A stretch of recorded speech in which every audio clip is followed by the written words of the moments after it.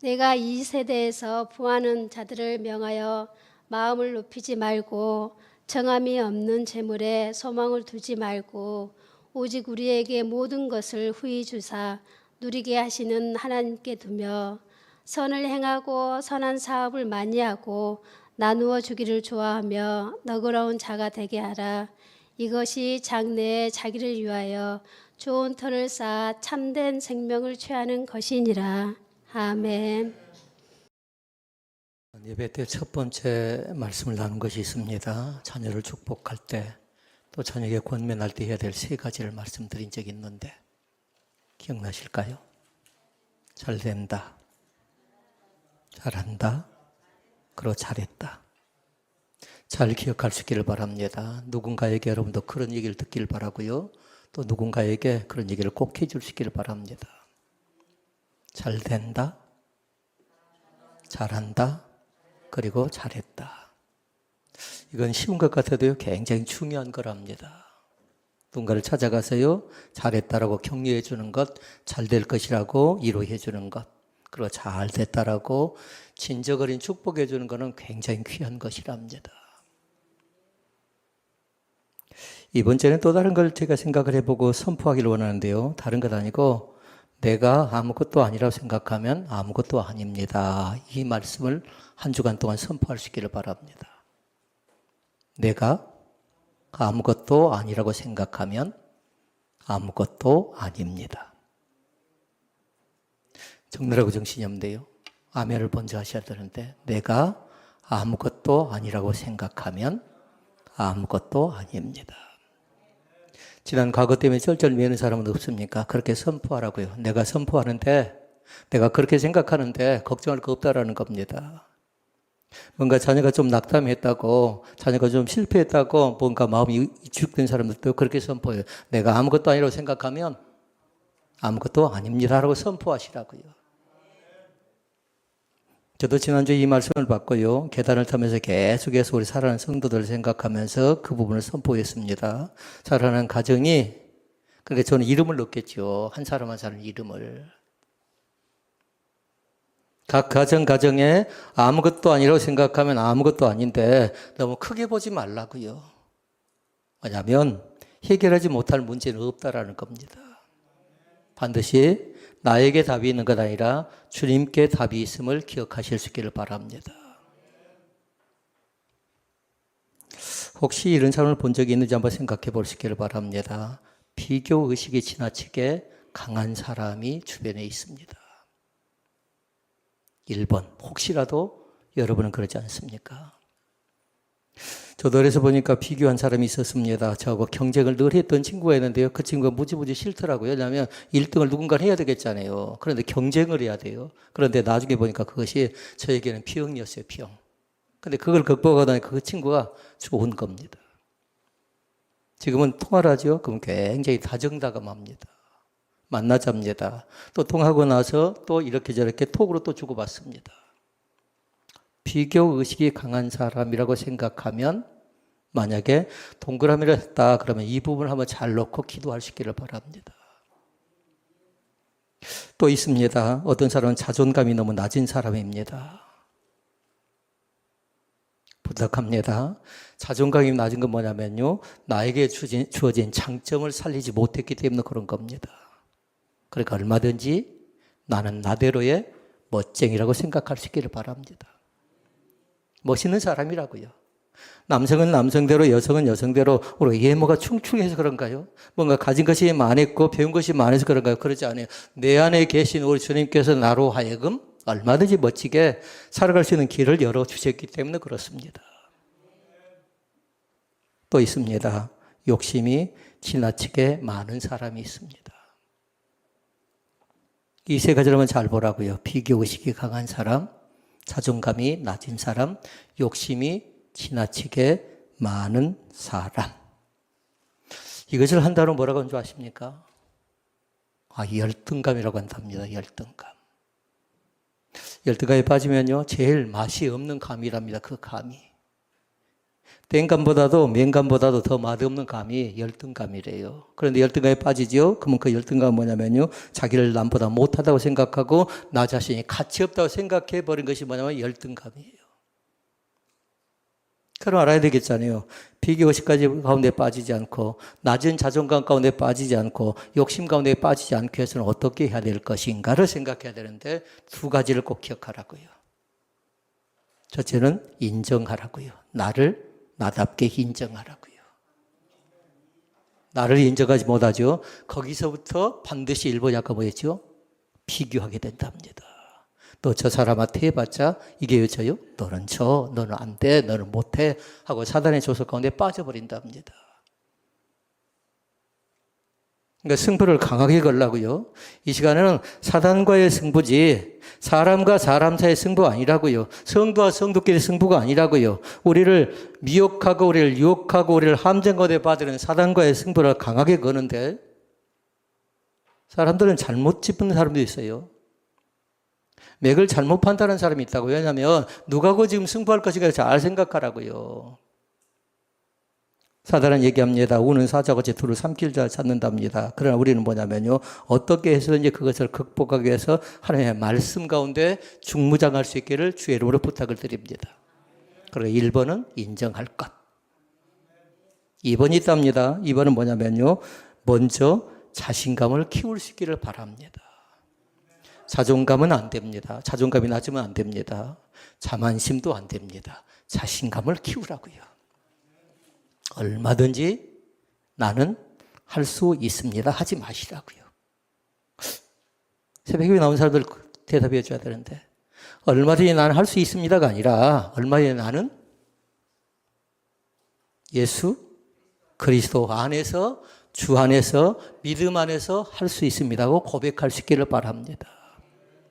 지금까지 우리는 뭐였냐면 나는 얼마든지 할 수 있다고 생각했거든요. 그런데 번번이 실패했죠. 번번이 넘어졌죠. 그런데 그건 뭐냐면 예수님이 빠져버리니까 그런 거죠. 주님이 빠져버리니까, 그러니까 반드시 나는 안 된다 해도 주님은 실패하지 않습니다. 우리를 통해서 주님께서 강력하게 이 시간에도 요청하고 바라는 거 있다고요. 부탁합니다. 나는 나대로의 멋쟁이인 것을 날마다 기억할 수 있기를 바랍니다. 네 종류의 사람이 있으니까 여기는 동그라미가 좀 많이 나왔으면 좋겠습니다. 한번 잘 생각해 볼 수 있기를 바랍니다. 어려운 환경이 있습니다. 여건을 잘 극복합니다. 즐겁게 살아가는 사람 OX. 누구일까요? O라고 생각하면 O 동그라미 딱 가시고, 어려움만 있으면 징징 짜면서 어려움만 있으면 난 안 돼, 나는 못해, 믿어도 별것 없어, 기도해도 응답이 안 와 하고 했던 사람들은 즐거움이 없겠죠. 그러면 그 사람은 어쩔 수 없어요. 가위를 쳐야 돼요. 두 번째 말씀이 있습니다. 아름다운 자연을 바라봅니다. 그러면서 감동합니다. 그리고 뭐 하냐면 풍성한 감정을 표현하는 사람, 표현할 줄 아는 사람. 이런 사람 뭐 했으면 좋겠습니까? 자연을 바라보고 감정을 표현한다 그러면 저는 시편 같으면 시를 썼으면 좋겠어요. 아멘. 그러니까 자녀들이 풍성한 감정이 살아났으면 좋겠어요. 근데 시를 잘 쓴다 그러면 또 그 옆에 뭐가 있을까요? 아, 노래 아닌가요? 너무 어렵나요? 시편 반드시 노래를 만들었잖아요. 근데 노래만 긴가요? 그림도 거기에 들어가지 않겠나요? 상상력이 동원됩니다. 창조의 신비가 그 속에 담겨져 있습니다. 작가의 의도가 있습니다. 그러니까 그 시 속에, 노래 속에, 그림 속에 아름답고 창의적인 생각이 담겨져 있는데 풍성한 감정이 더욱더 많이 회복될 수 있기를 바랍니다. 어떤 사람은 동그라미 할 수 있고요. 어떤 사람은 나는 감정이 메말랐다 생각하면 X밖에 칠 수 없어요. 세 번째도 한번 표시해 보시기를 바랍니다. 가진 것이 적습니다. 그런데 뭐냐면 기꺼이 나누며 베풀 줄 아는 사람이 주변에 있습니다. 동그라미 할 수 있겠나요? 왜냐하면 나도 살기 힘든데, 우리 사업장이 지금 얼마나 힘든데 목사님이 속도 모르고 이 교회가 속도 모르고 그런다고 얘기할 수 있겠습니다. 그런데 뭐냐면 어려울 때 우리나라는 헤쳐나갔고요. 어려울 때 온 국민이 같이 모든 일들을 극복해 나갈 수 있는 과정 가운데 들어갔던 민족이 바로 우리나라랍니다. 고린도교회 어려움 속에 빠져버립니다. 분쟁, 분파가 생겨납니다. 그럴 때 뭐 하냐면요, 말씀을 주셨어요. 뭐라고 주신 줄 아십니까?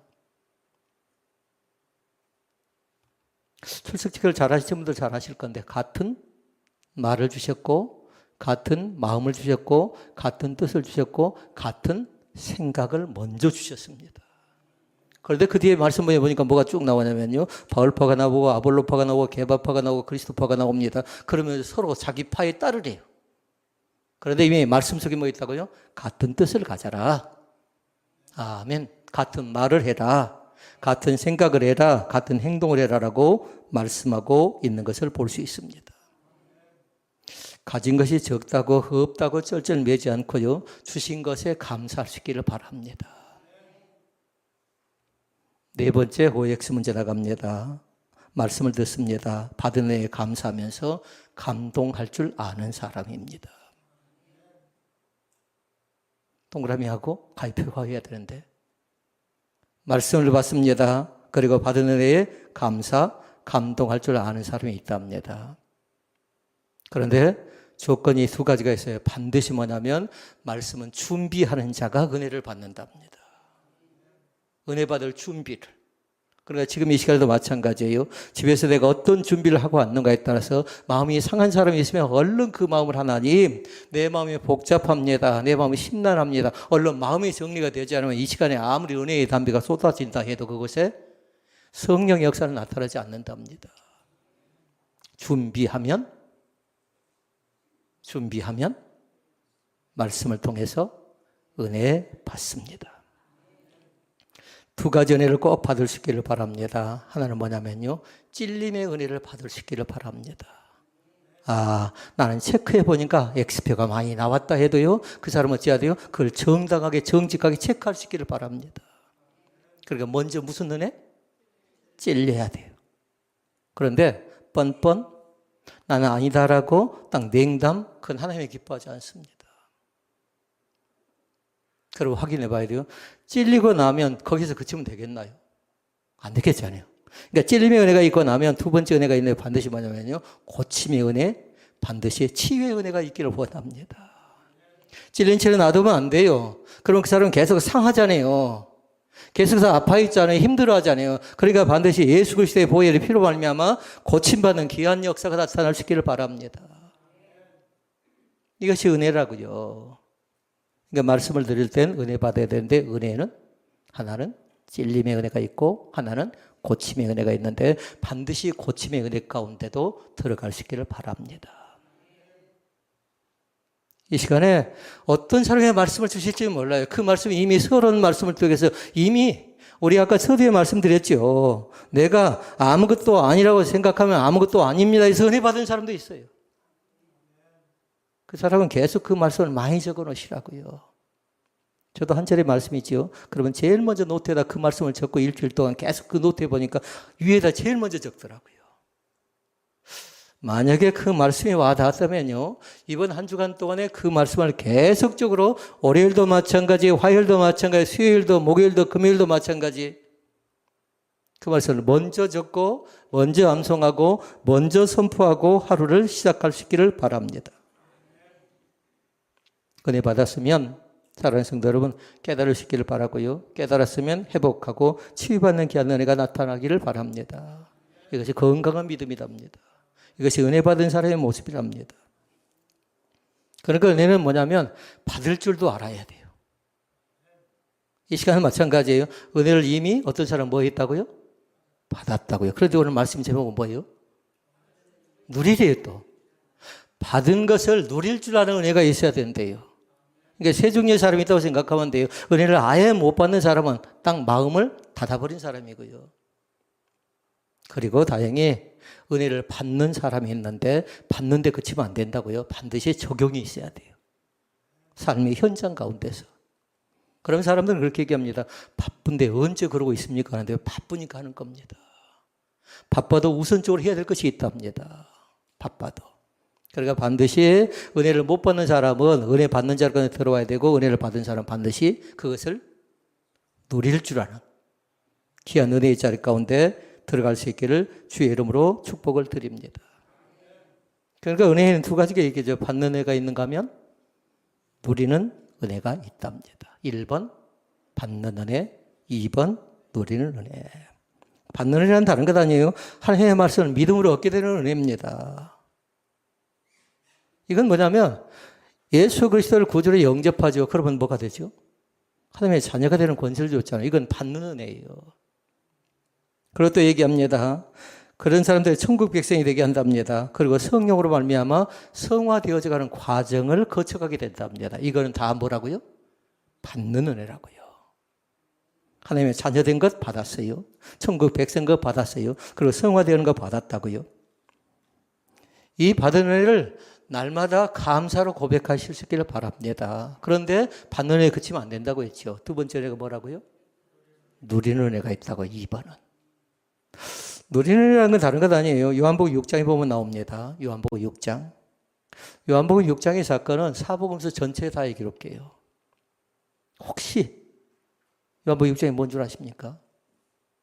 누군가 대답하고 싶어서 못하네요. 오병 이어의 기적의 사건입니다.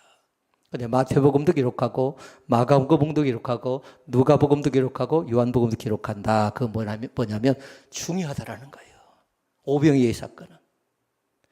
사건의 내용은 잘 알고 있습니다. 요한복음 6장에 보니까 한 소년이 나옵니다. 그런데 많은 사람이 운집해 있는데 한 소년이 나와서 그렇게 얘기합니다. 나에게 보리떡 5개, 물고기 2마리가 있답니다. 그런데 많은 사람이 군중 가운데 있는데 먹을 것이 없습니다. 그런데 보니까요, 말씀의 핵심은 뭐였냐면 몇 명? 5,000명이 먹고도 남았다라고 얘기합니다. 질문. 그러면 5,000명이 먹고 남았을 때 누가 제일 기뻤겠습니까? 속으로 나는 아니다 생각하는데 누가 기뻤겠습니까?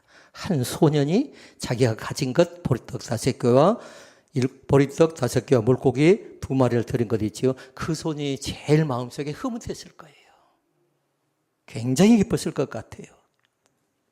그러니까 가장 기쁘고 즐거운 마음으로 이 소년이 드렸는데 그것 자체는 뭐냐면 이미 그 자신은 받았어요. 그 자신이 받았다고요.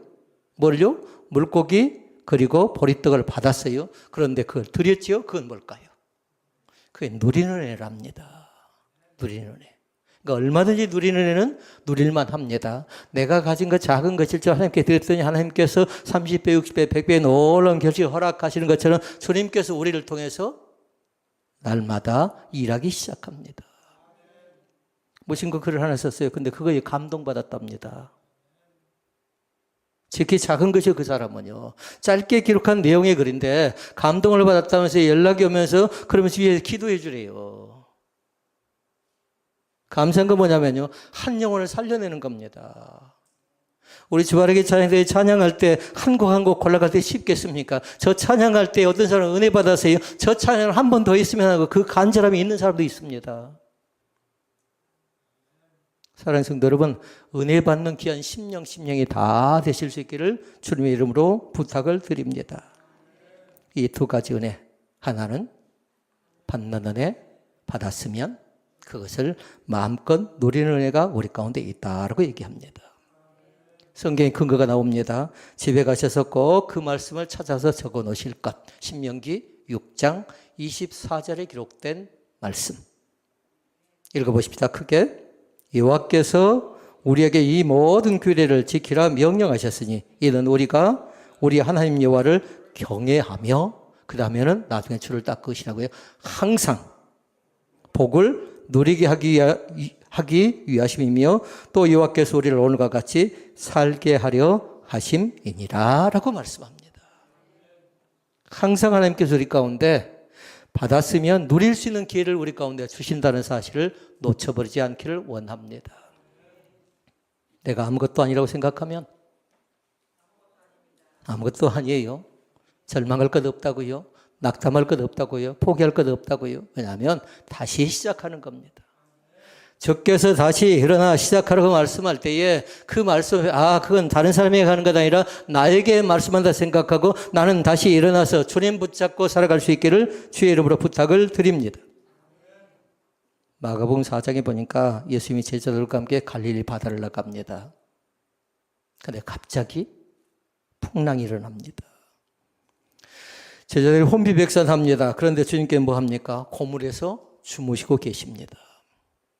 그래서 예수님을 깨워서 제자들이 얘기합니다. 그랬더니 예수님께 일어나셔서 하시는 말씀이 딱 한 가지에서 바람아 파도야 잔잔하라 라고 선포합니다. 그랬더니 바람이 잔잔하고 파도가 그칩니다. 그러면서 제자들이 하신 말씀이 있어요. 뭐라고 하셨을까요? 어찌하여 이렇게 무서워서 제가 첨가합니다. 무서워서 벌벌 떠느냐. 그러면서 했던 말이 있어요. 믿음이 적은 자들아 이렇게 생각합니다. 지금 거기에 누가 계셔요? 바람이 일고 풍랑이 일고 있습니다. 그런데 그곳에 같이 제자들과 함께 같이 계신 분이 누구입니까? 예수님이십니다. 예수님. 그럼 그들은 뭐 해야 돼요? 예수님께 받은 은혜가 있습니다. 받은 은혜가. 그러니까 그분이 함께 하시면 못할 것이 없다는 걸 알아요. 죽은 자도 살렸고 오병에 5천 명을 살리신 분이라는 걸 압니다. 문제의 해결자이시고 그리고 인도자이시고 그분과 함께 한다는 사실 그분들 이 제자들이 안다고요. 이 시간도 마찬가지 알아요. 그러면 받은 은혜가 있는 사람이 있답니다. 그러나 문제는 뭐냐면 주님이 함께 하시면 겁낼 것 없겠네. 그건 뭘까요? 그건 누리는 은혜라고요. 얼마든지 감당할 수 있는 세임을 우리 가운데 주실 거다 생각하고 불안해도 안 되고 두려워도 안 되고 원망해도 안 되고 불평해도 안 되는 것인데 그들 자신들은 뭐 하냐면 받는 은혜는 있었지만 뭐가 없어요? 누리는 은혜가 없었다라는 겁니다. 오늘도 그렇게 살아오지 않았나요? 지금까지 예 받았어요. 받기만 했다고요. 그런데 뭐냐면 사대교회를 보니까 받기만 하고 그걸 흘려보내지 못하고 그게 썩어버립니다. 그래서 반드시 뭐냐면 나눔이 있어야 돼요. 반드시 있어야 돼요. 은혜를 받았으면 손으로 나누든 입으로 나누든 발로 나누든 그렇잖아요. 물질로 나누든 재능으로 나누든 나눔이 있을 때 그것에 은혜의 꽃이 활짝 피어날 줄로 믿습니다. 하나님 왜 나에게 이 재능을 주셨을까 생각해 보라고요. 왜 악기를 다룰 수 있게 만들어 주셨고 왜 음식을 기가 막히게 맛있게 만들 수 있는 은혜를 만들어 주셨는가. 사랑하는 성도 여러분, 그것을 통해서 나 자신을 뻑이라고 하는 건 아니라 섬길 수 있는 그런 기회를 주셨던 것을 믿을 수 있기를 바랍니다. 인류의 조상하면 아담과 하와를 꼽습니다. 그들이 살고 있는 곳은 어디든가요? 에덴 동산입니다. 하나님께 그들은 에덴 동산을 받았습니다. 그런데 그들의 문제가 있어요. 오늘 말씀 제목으로.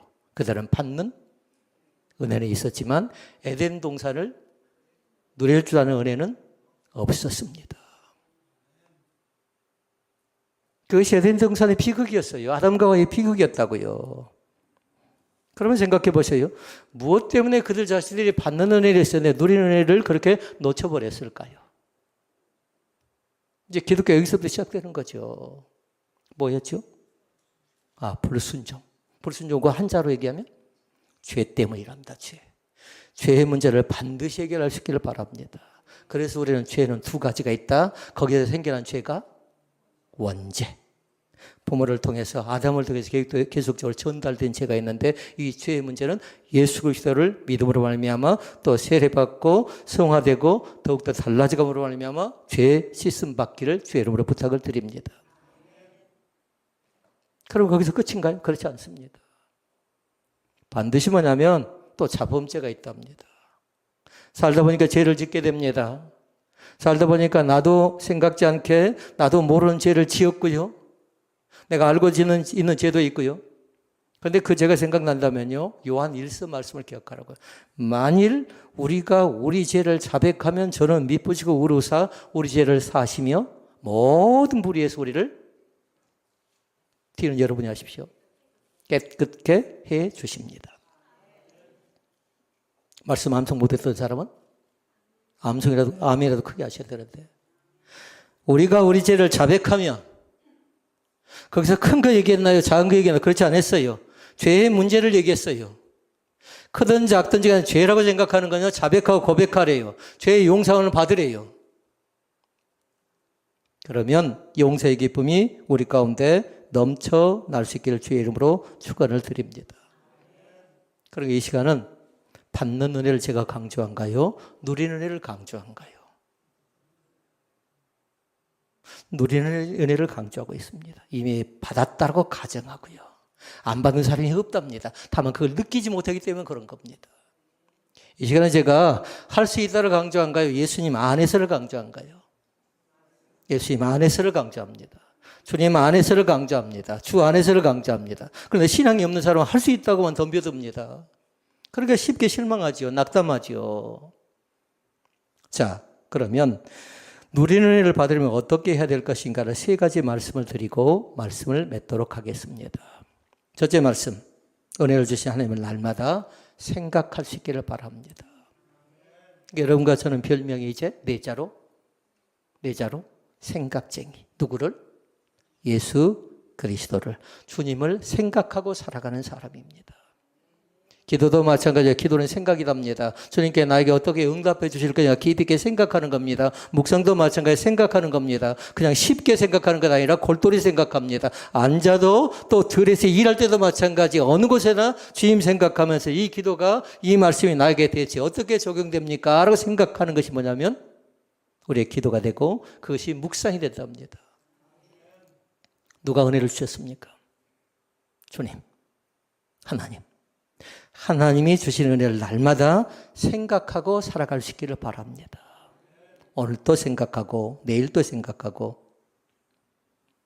그럼 어려운 일이 있으면 어쩌게 될까요? 여러분 답은? 나중에 현실 속에서는 우리가 그렇게 되지 못한다고 이론상은 알아야 돼요. 어려운 일이 있어도 주님 생각하라고요.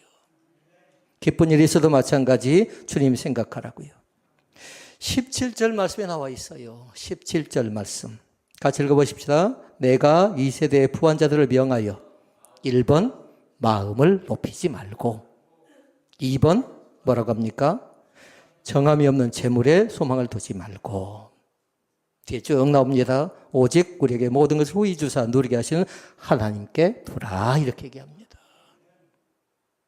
그러니까 우리의 생각을 우리의 마음을 어디에 두래요? 하반절 말씀하니까 하나님께 두고 살아갈 수 있기를 바랍니다.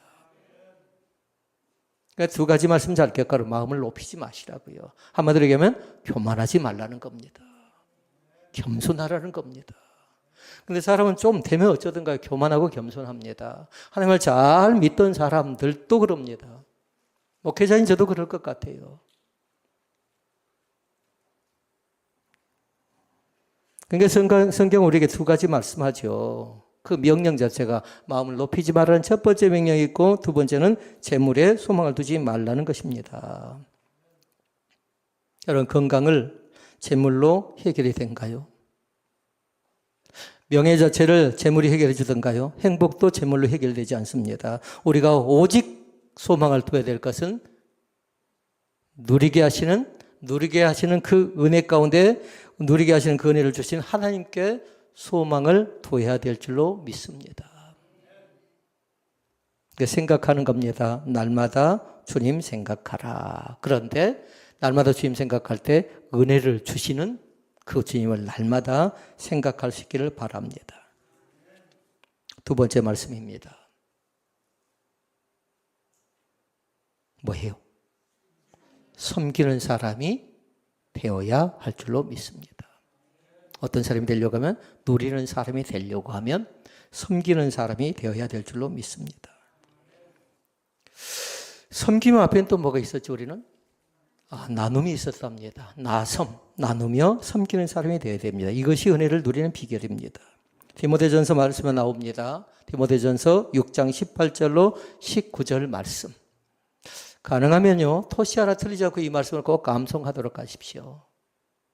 읽어볼까요? 선한 일을 행하고 선한 사람에 부하고 선한 사람을 선한 사업을 많이 하고 나눠주기를 좋아하며 동정하는 자가 되게 하라. 이것이 장래에 자기를 위하여 좋은 터를 쌓아 참된 생명을 취하는 것이니라. 아멘.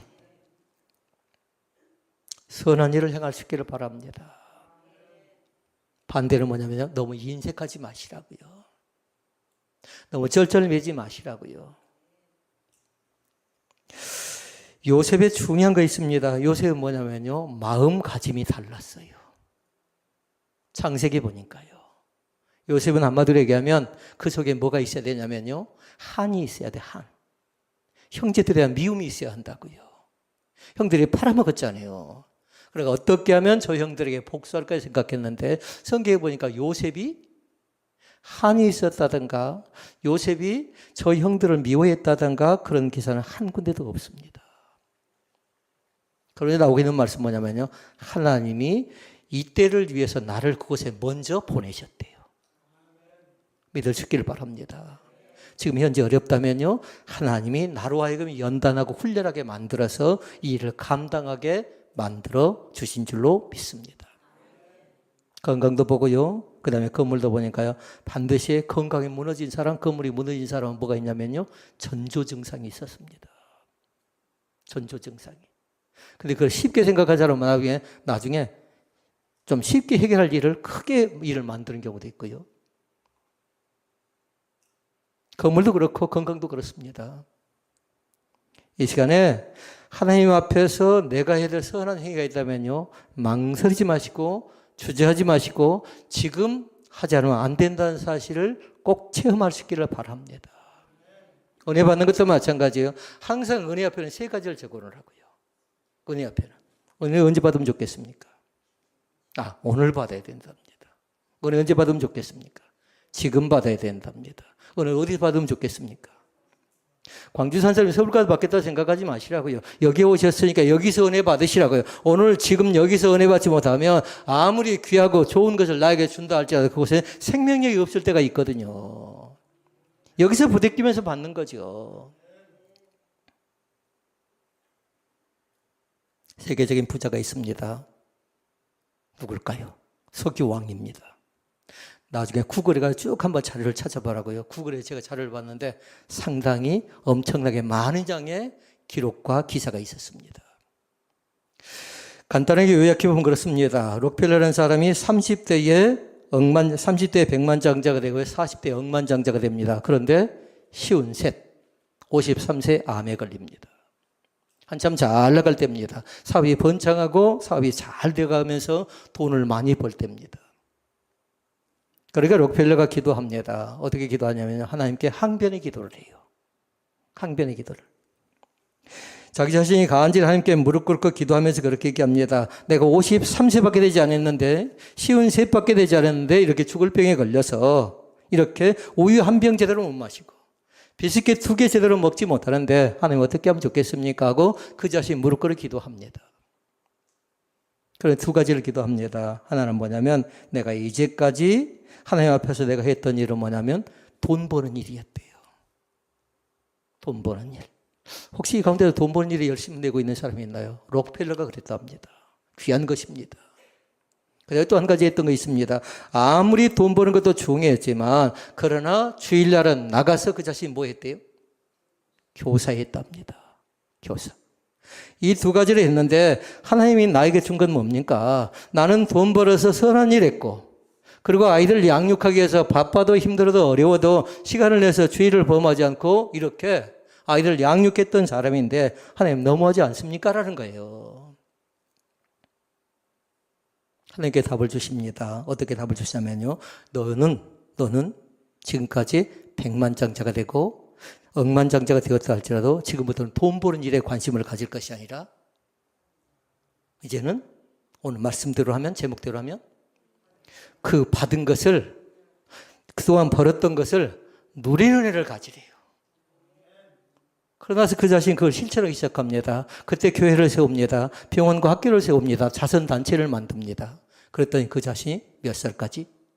98세까지 살았답니다. 귀한 것입니다. 생명을 많이 살았다는 것이 그 중요한 것 아니라 그 자신이 바르게 했다라는 거예요. 오늘 살아가는 성도들 가운데도 그래서 제가 서두에 아까 말씀드렸어요. 욕심이 지나치게 많으면 그곳에 뭐가 있냐면 욕심 반대에 죄를 낳는데요. 나만 생각하거든요. 그러다 보니까 열등과 급속에 빠져버린 거죠. 셋째 말씀이 있습니다. 셋째 말씀 뭐냐면 나눔은 우리의 미래를 밝게 만들어준대요. 나눠도 괜찮아요. 그러니까 지금 현재 어렵다고 해서 나누지 않으면요, 어두워져 가는데 나누지요? 그럼 우리의 미래가 밝아져 갑니다. 그래서 아까 우리는 서두에 뭐라고 선포했어요? 내가 아무것도 아니라고 생각하면 동그라미 딱 해놓으라고요. 내가 아무것도 아니라고 생각하면 아무것도 아니라는 선포를 반드시 할 수 있기를 바랍니다. 여기서 한 가지 기억해야 돼요. 나눔에 대해서 우리가 혼동을 일으키면 안 돼요. 나눈다는 게 사람들은 물질만 나눈다고 생각합니다. 그런데 물질보다는 더 광범위한 영역에서 나눔의 원리가 적용되고 있다는 것을 잃어버리지 않기를 원합니다. 네 가지만 제가 말씀드리도록 하겠습니다. 우리의 생활 중에 작은 것을 가지고 작은 것을 실천하고 베풀고 나눴던 삶의 모습들인데 이 네 가지 것이 과연 나눔에 있어서 얼마나 효과가 있는가를 잘 보라고요. 첫 번째 것은 그겁니다. 남에게 용기를 주는 말 한마디 속에서 우리는 마음을 나눌 줄 압니다. 장례식장 갔습니다. 가서 뭐 했어요? 이루하고 권면합니다. 다른 것 할 것 없이 손만 잡아주면 된답니다. 근데 그것이 큰 힘이 됐답니다. 와서 저희가 뭘 얼마 했는가 그 자체가 중요한 것이 아니었답니다. 그런데 찾아와서 손을 잡아주고 등을 토닥여주고 내가 당신의 마음을 알 것 같다. 나도 그 슬픔을 겪었다 하면서 그 마음을 같이 나눠줬대요. 근데 그 나눔을 우리 할 수 있습니까? 없습니까? 얼마든지 할 수 있다라는 것을 아멘으로 고백할 수 있기를 바랍니다. 두 번째가 있습니다. 병자들을 찾아갑니다. 간절한 마음으로 기도하는 기도의 음성이지요. 그것은 주님의 사랑을 나누고 있습니다. 아파 있어요, 아이가. 근데 혼자 절절 매고 있습니다. 그런데 한 집사님이, 한 권사님이 찾아가서 얘기합니다. 나도 당신을 위해서 기도하고 자녀를 위해서 기도하겠다라는 충고기도 말씀을 해주고 돌아옵니다. 그것이 다른 사랑이 아니라 주님의 사랑이라고요. 할 수 있나요, 없나요? 없어요. 얼마든지 할 수 있습니다. 저한테 한번 카톡 보내시라고요. 밤 늦어도 괜찮아요. 제가 급하면 새벽 2시에도 보낼 때가 있습니다, 카톡을. 근데 어떤 사람은 친한데도 카톡을 보낼 때 굉장히 망설일 때가 있어요. 마음을 열어주지 않으니까. 사랑하는 성도 여러분, 큰 것 생각하지 말고 지극히 작은 것. 병자에게는요, 지푸라도 아프고 싶은 그런 심정이 있습니다. 어떻게 하면 고칠 것인가. 내가 몸이 아파 있다면, 지금 마음이 상해 있다면, 현실적으로 어렵다면 다른 거 생각하지 말고 괴로울 때, 어려울 때, 힘들 때 주님 바라보는 귀한 은혜가 우리 가운데 있기를 원합니다. 그러니까 반드시 오늘 말씀을 들을 때 뭐 하라고 했어요? 두 가지 은혜. 오늘 은혜가 많이 나와서 좀 헤매긴 하네요. 찔림의 은혜가 있어야 되고 하나는 고침의 은혜가 있어야 한다고요. 또 다른 말로 얘기해 볼까요? 하나님께 베푸신 은혜도 있었습니다. 그런데 반드시 또 나를 위해서 시편 말씀 잘 아는 사람들이 있는데 쌓아두신 은혜도 우리 가운데 있다는 사실을 놓쳐버리지 않기를 원합니다.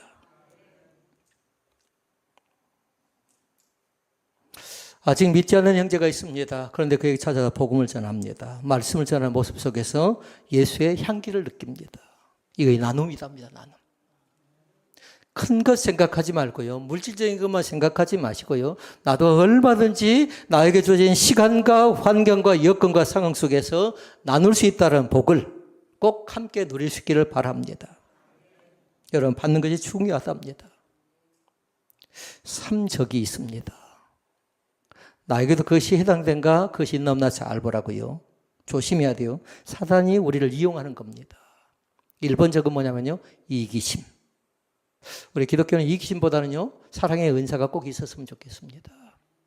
아까 기도하면서 사랑의 은사와 말씀의 은사 저에게 있게 해달라고 기도했잖아요. 사랑의 은사는 저에게도 필요하고 여러분도 필요합니다. 그런데 시기심은 뭐냐면 안 됩니다. 결단코 안 됩니다. 그리고 분노가 꽉 채워진 사람이 있습니다. 이 사람 뭘 조심해야 될까요? 혈압이 있는 사람은 분노하면 안 됩니다. 혈기 난 장소를 최대한 피하라고요. 그러니까 저도 사람을 최대한 접촉하지 않는 건 뭐냐면요, 혈압이 있거든요. 성격이 급하거든요. 이 시간에 분노보다는 사랑의 감정이 있었으면 좋겠고 성령의 감동하심이 많이 넘쳐날 수 있기를 바랍니다. 그러면 화낼 일이 많이 없습니다. 서로 이해하면 되는 겁니다. 세 번째 적이 있답니다. 두려움입니다. 두려움. 근데 사단은 교묘하게 이걸 사용합니다. 이기심이라든가 분노라든가 그 다음에 두려움이라든가 우리 신앙생활에 결코 유익하지 않습니다. 주신 것에 감사합시다. 그리고 받을 은혜에 대해서 날마다 받을 준비를 해나가고요. 받는 것은 제 말씀을 마쳐야 되는데 누린다는 말을 많이 하시라고요. 받은 것을 누리시라고요. 얼마든지 베푸신 은혜가 있었어요. 받은 은혜가 있었다고요. 마음껏 누릴 수 있기를 바랍니다. 지나간 과거가 힘들었습니까? 사람들이 그렇게 얘기합니다. 과거 없는 사람 없답니다. 과거가 얼마나 힘들었나요? 그러면 아까 말씀 기억난 거예요. 수호대에 했던 말씀. 내가 아무것도 아니라고 생각하면 아무것도 아닙니다. 제가 사랑하는 친척에게 사진이 보내왔어요. 동영상이 보내왔길래 그렇게 얘기했습니다. 나중에 찬양하는 것이 하나 올라왔으면 좋겠습니다. 했어요. 지금 이 시간에 라이브 예배는 참여하지 못하지만요. 나중에 자녀가 그 말씀을 또 들을 것 같아요. 그러면 그분이 그렇게 고백했으면 좋겠어요. 내가 아무것도 아니라고 생각하면 여러분들이 하셔야 되는데 아무것도 아닐 것입니다. 지난날의 실패 때문에 너무 기가 죽어 있는 건 아닌가요? 누군가의 받은 상처 때문에 쩔쩔매고 있는 건 아닌가요? 선포. 내가 아무것도 아니라고 생각하면 아무것도 아닙니다. 그러나 기억할 수 있기를 바랍니다. 반드시 그 앞에 할 수 있다가 아니에요. 내가 아무것도 아니라고 생각하면 아무것도 아닙니다가 아니라 반드시 뭐가 있어야 돼요? 예수님 안에서. 이게 빠져버리면 안 되겠죠. 주님이 빠져버리면 안 되겠죠. 이 시간에 사랑하는 성도들이 꼭 위로받기를 바라고요. 꼭 치유받고 고침받는 귀한 역사가 나타나시기를 주의 이름으로 부탁을 드립니다. 기도하시겠습니다.